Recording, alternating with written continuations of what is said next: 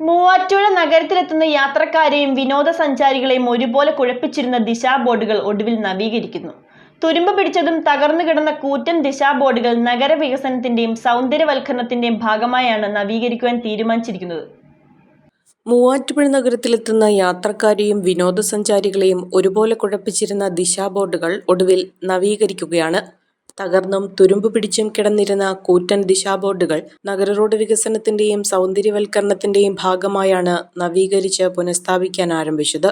വർഷങ്ങളായി അറ്റകുറ്റപ്പണികൾ നടത്താതെ അക്ഷരങ്ങൾ തെളിയാത്ത വിധം പെയിന്റ് ഇളകിയും കാട് പിടിച്ചും കിടന്നിരുന്ന ബോർഡുകൾ യാത്രക്കാർക്ക് വലിയ ബുദ്ധിമുട്ടാണ് ഉണ്ടാക്കിയിരുന്നത്. ശബരിമല തീർത്ഥാടകർ, മൂന്നാർ, ഇടുക്കി തുടങ്ങിയ സ്ഥലങ്ങളിലേക്ക് പോകുന്ന വിനോദസഞ്ചാരികൾ എന്നിവർ ഉൾപ്പെടെയുള്ളവർ വഴിതെറ്റി നഗരത്തിൽ ചുറ്റിക്കറങ്ങേണ്ട അവസ്ഥയിലായിരുന്നു. Nehru park, Vellurkunnam, Vazhappilly, PO junction എന്നിവിടങ്ങളിലെ ബോർഡുകളെല്ലാം നാശത്തിന്റെ വക്കിലായിരുന്നു.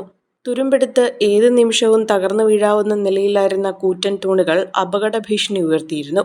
ജനങ്ങൾ നിരന്തരം പരാതിപ്പെട്ടിട്ടും നടപടിയുണ്ടാകാത്ത സാഹചര്യത്തിലാണ് ഇപ്പോൾ നഗര റോഡ് വികസന പദ്ധതിയുടെ ഭാഗമായി അറ്റകുറ്റപ്പണികൾ നടക്കുന്നത്.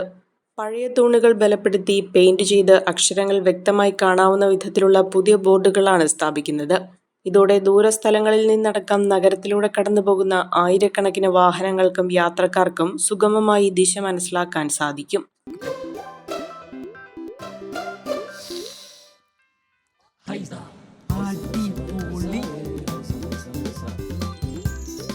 ഹൈസ കറി പൗഡർ ഉണ്ടെങ്കിൽ ഏത് പെണ്ണിനും നല്ല കൈപുണ്യമുള്ള വീട്ടമ്മയാകാം.